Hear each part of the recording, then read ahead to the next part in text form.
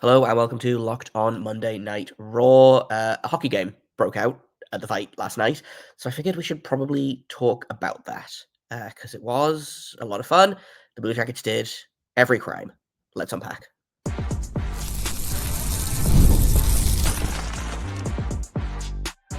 You're Locked On Blue Jackets, your daily podcast on the Columbus Blue Jackets, part of the Locked On Podcast Network, your team every day. Hello and welcome to Locked On Blue Jackets, part of the Locked On Podcast Network, your team every day. I am, as always, your host, Jay Foster, here to give you the good, the bad, and the ugly about your favorite team and mine, the Columbus Blue Jackets. Before we get things started, I want to thank everyone for making this your number one listen of the day and for making us the number one sports podcast network. Today's episode is brought to you by FanDuel, so if you want to be right in the middle of the action this season, visit FanDuel.com and place your NFL live bets all season long. Lots happened in that game. I actually didn't watch most of it live because I am sick, and so I fell asleep. But I watched it this morning. The Blue Jackets did every crime. I'm not there to supervise. I'm not there to say, please stop doing crime. And they decide to do every crime. I had a text from my friend that I woke up to that was like, you will not believe what's happening in this game. Are you watching this? But the Blue Jackets had maybe the feistiest game I've seen from them in a while, which is weird that it's happened when both Dmitri Voronkov and Erik Gudbranson were out of the lineup, because I feel like those are the two dudes that are gonna mix it up, right? Like Miles Wood will mix it up. I don't believe he got in a fight either. He didn't take any penalties. He did have a goal though, which is good for him. It's been a minute. But what was it? 4 fighting majors. And Sean Monahan got a roughing major. I believe David Severson also got a roughing major. So just lots happening in this game. But it was a lot of fun, actually.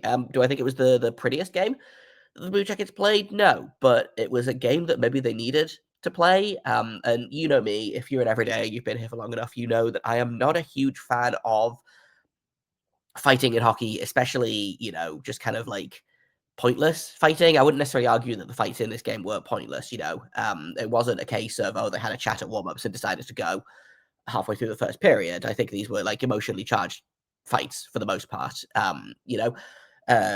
Voronkov decided to Kool-Aid man his way through Brendan Dillon for cross-checking Adam Fantilli in the back of the head. Adam Fantilli finally got his chance with no Olivier, no Gudbranson, and no Voronkov in the lineup, who are usually the 3 guys that will basically just insert themselves between Adam Fantilli and whoever he's trying to fight.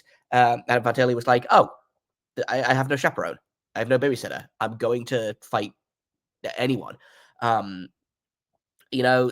there was a lot of emotion, a lot of fun. I feel like maybe I wouldn't feel so positively about the fights had the team lost, right? And it seems like the Devils organization and also the fan base are pretty ticked off about something that I can't quite figure out. They're mad that Brendan Dillon got jumped when he cross-checked Adam Fantilli and threw the first punch. They're mad that Adam Fantilli punched Jonas Siegenthaler, despite the fact that he didn't have his fight strap done up. So, skill issue. They got mad at all of the penalties, although I just went in and looked, and the Blue Jackets only had 3 power plays. The Devils had 5. So I don't know what they're talking about when saying that the refs tried to hand the game to the Blue Jackets. Yes, there was that goal overturn, but that was about as blatant a goalie interference call as I've seen, which of course means nothing in terms of getting it overturned, because as we all know, no one knows what goalie interference is. But I saw that goal and I was like, oh yeah, no, that I understand why Elvis is mad now. You can't just sit on a guy. I understand that Dante Fabro was kind of in the mix there as well, but Stefan Nason goes into Elvis all by himself. So, yeah, clear-cut goalie interference call for me. And the Blue Jackets played well. They had some push in the third period, which was nice. They didn't... okay.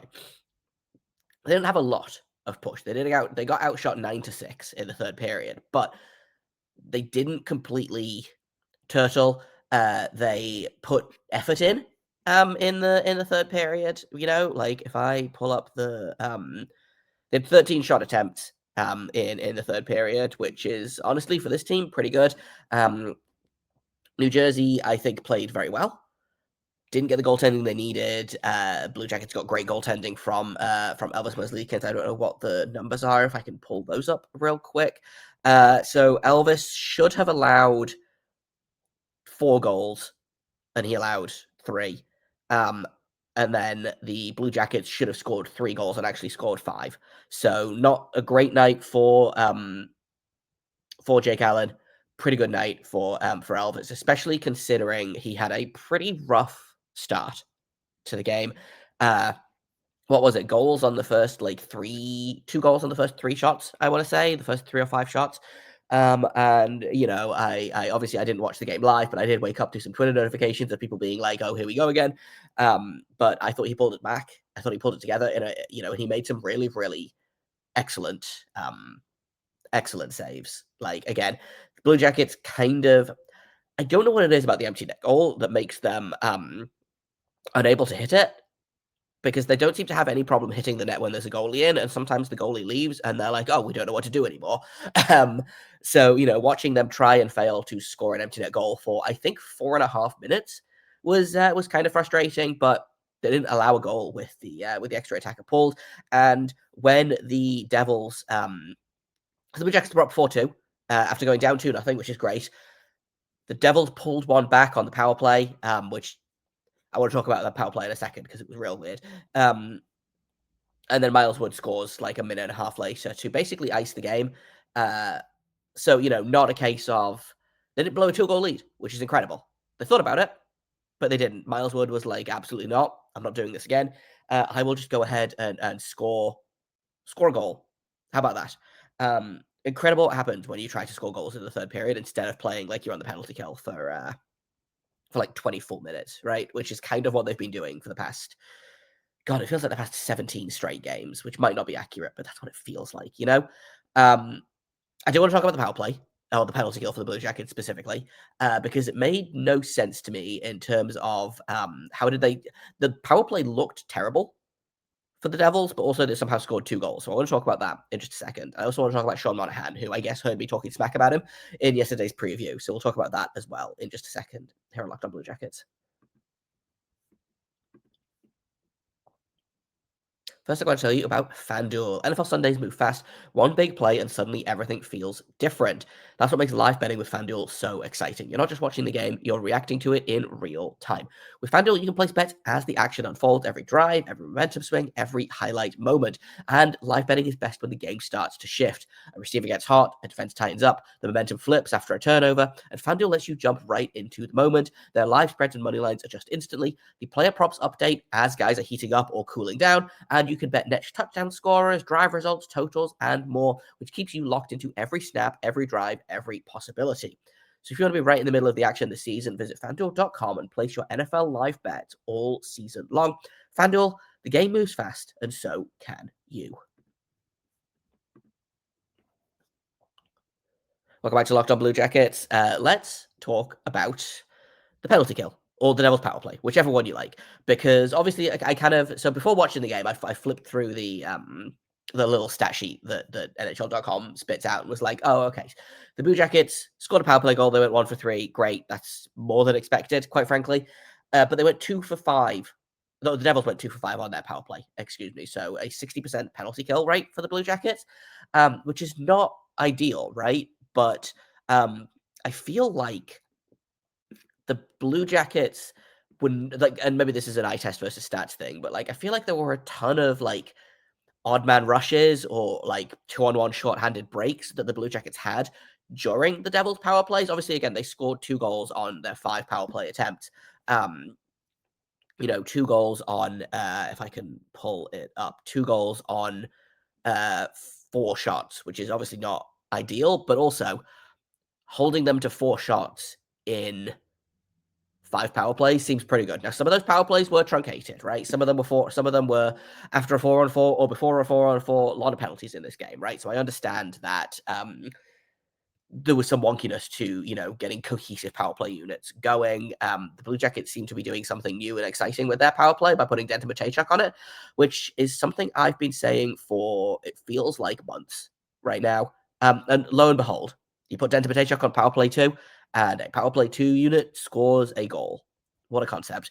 But the Devils' power play, I just felt like it gave up a lot of ground. I can think of at least 3 shorthanded breaks that Isaac Lundestrom had all by himself, right? So really, really weird power play situation. Like, again, the Devils threw just about 6.5 minutes of power play. So they had 5 power plays, but they only got about 6.5 minutes because of, again, truncated, or they would score or whatever.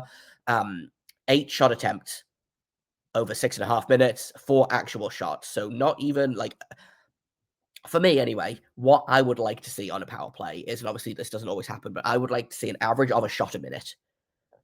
Maybe 3 shots in a power play, like 3 shots every 2 minutes, providing you don't score on the first shot or whatever, but like 3 shots every 2 minutes of power play time seems pretty realistic or reasonable to me, right? You're playing with the extra man, etc. Now, the Blue Jackets power play wasn't all that great either. They, in 4 minutes and 8, they had 4 shot attempts and 2 shots. So they averaged a shot a power play. Again, some truncated, some not, etc. Obviously, they scored on one, that Denton Mateychuk goal, and then some of them were either immediately before or after 4-on-4s, right? So I'm not going to sit here and say that the Blue Jackets power play was incredible and the Devils was not, but it felt like the Devils scored on their big opportunities. Again, 2 goals on 4 shots. They generated about half an expected goal on their power play and scored 2, right? Blue Jackets scored about 0.6 of an expected goal, so just slightly higher in less power play time, actually, and scored a goal. So both teams outscored their offense generation on the power play. So again, I'm not going to sit here and say that the Devils' power play was bad. They got goals at the right time, right? Like, I personally would probably like that 3rd goal back. And by which I mean, I don't know why no one was paying attention to Timo Meier. Was it the first power play goal? Let me pull up real quick. Yeah, so Nico Hisch's power play goal. That was actually an Ivan Provorov goal, right? So again, I tend to give more grace to goalies on the penalty kill than I would at even strength, just because the deck is stacked against them, right? But when you're fighting Ivan Provorov own goals off, and also the fact that no one has decided to mark a guy with he had 9 NHL goals at the time this season. It's again an uphill battle. I really liked Elvis's game. Again, I thought he had a rough start, but he really, really pulled it together. I thought he was excellent in the 3rd period. Like, again, that 1 goal on the power play, but 8 of 9 saves in the 3rd period feels pretty good to me, especially if I flip over my numbers. 1 goal on 25 shot attempts for the Devils in the 3rd period. So I feel that's a pretty good period for Elvis, especially, you see him go down 2-0 in the first 5 minutes of the game. The first 3 minutes of the game, the Devils are up 2-0. Again, I don't know whether it's just the power of friendship with Jet Greaves manifesting here, but I feel like Elvis has only really had 1 meltdown this season, right? And it was that Islanders game, which I do think was extremely justified in having a meltdown. Elvis of years past, I think, would have had a meltdown in this game. Probably this game ends, 5-3 Devils in another universe, or last season, right? But I thought Elvis, allowing those 2 goals, obviously he allowed a 3rd one at the end of the 1st period or at the beginning of the 2nd period, end of the 1st period. But it got called back for, again, a pretty clear-cut goalie interference, if you ask me. Again, if that is ruled a goal, I think this game is a very different game. But overall, I've really liked Elvis's game. He had, I want to say, a 909 save percentage on the game, which is, much better than what we've had from Elvis in the past couple of years. Yeah, he had a 909. And if you remember in yesterday's episode, I said we are due a good Elvis game. His numbers still don't look great over the season. He's got an 895 on the season now. He's 5-0 5-5 on the season. But after games of 833, 833, and 839 in 3 straight games, they needed him to have a good game here, and he did. 3 goals on 33 shots is a pretty good night for Elvis, I feel like. So great news there, right?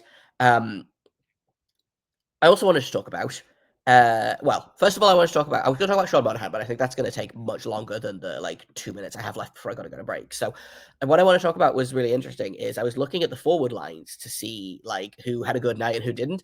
And then I remembered that everyone did crime.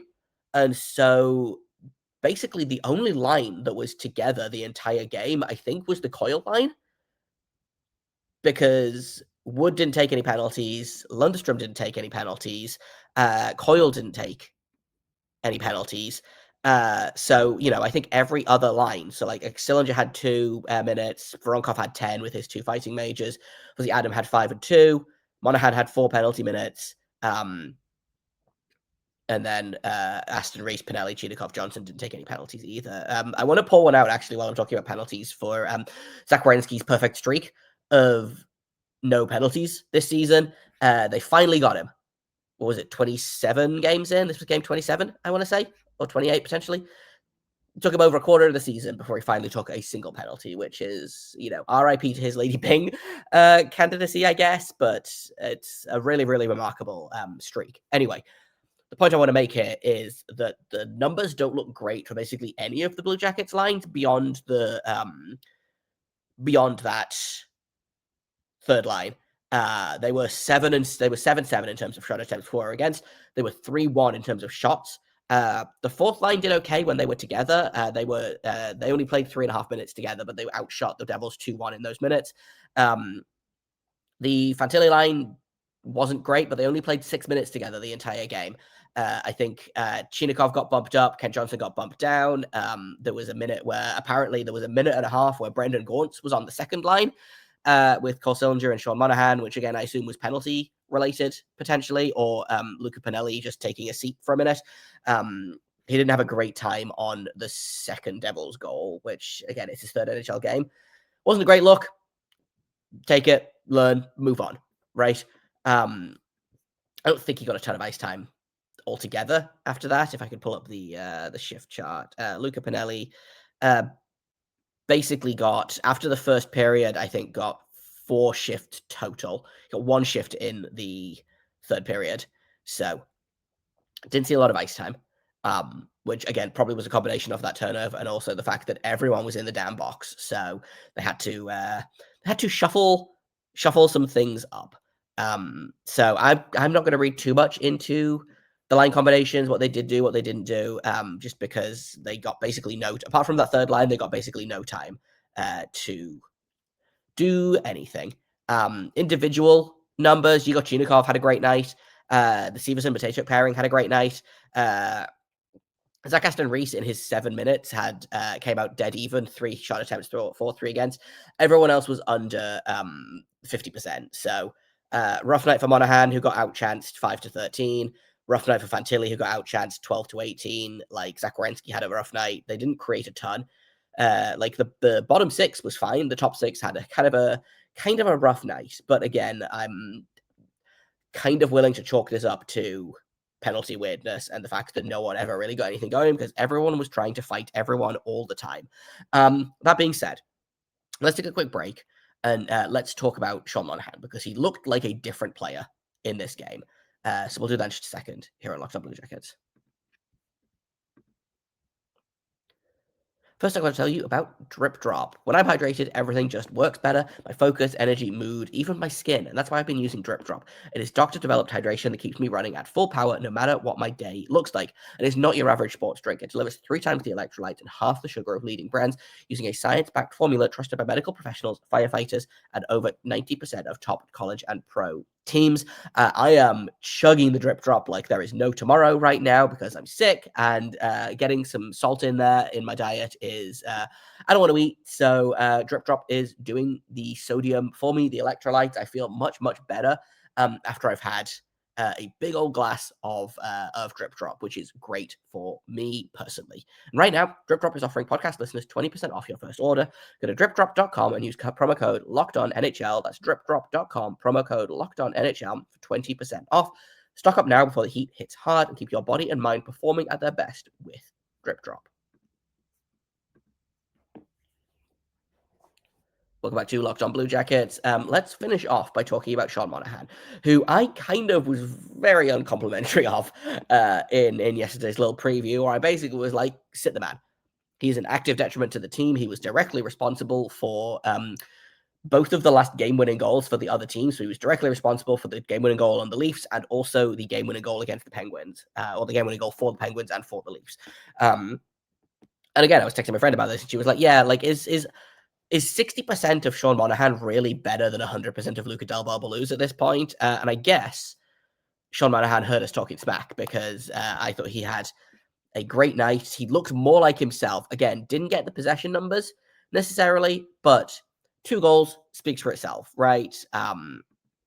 Really took advantage of some holes in the Devils' defense, I think. I want to say it was... I'm just pulling up the numbers now. He was on the ice for at least 2 goals, and I believe he was on the ice for the the game-winning goal was his goal, obviously. I was going to say he was on the ice for the game-winning goal. Duh. It was the 4th goal. It was his goal. So, again, not a great night analytically, but a great night in the score sheet. And sometimes you need a game like this, right? Where you kind of get a little bit caved in, but you get a goal, and it kind of picks everything up. Similarly, I thought Adam Fantilli was a monster in this game. The numbers don't necessarily reflect that, but what I did want to point out was how good the Blue Jackets were at faceoffs in this game.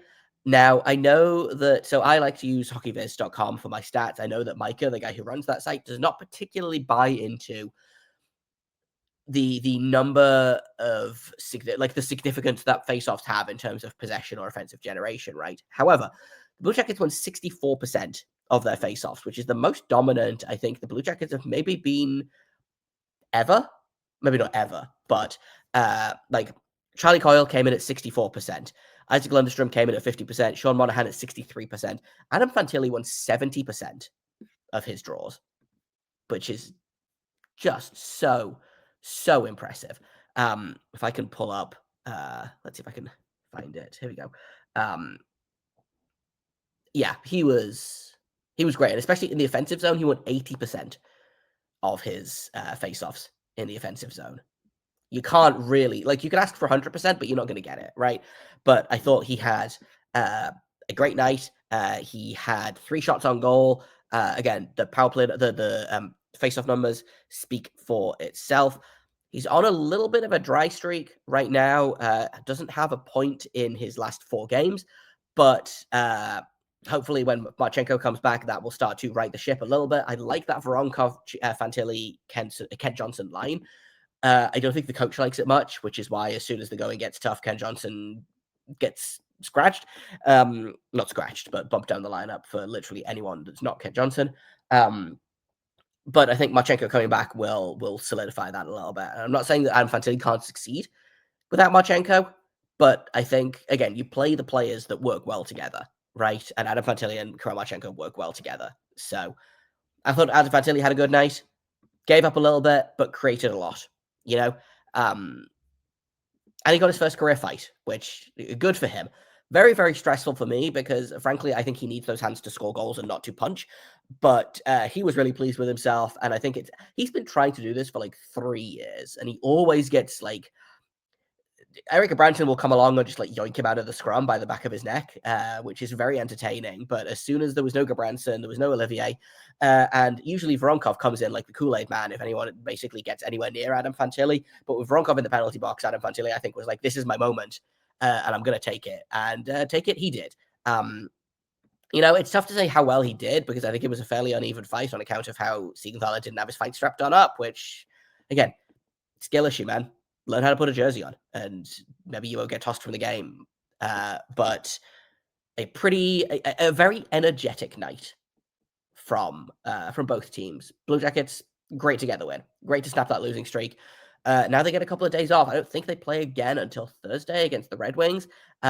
But tomorrow, what I want to do is I want to look at the Blue Jackets. Basically, the Blue Jackets' body of work so far this season and how it compares to where they were at this time last season. Because this time last season, they were 2 points out of the playoffs. And they started slow, and I feel like they picked it up around about December. So will we see that again this season? Tough to say, but let's find out. Let's hope for the best, right? So that's going to be tomorrow's episode. Thank you for listening to this episode, for making it. Hopefully you've saved it to be your first listen of the day.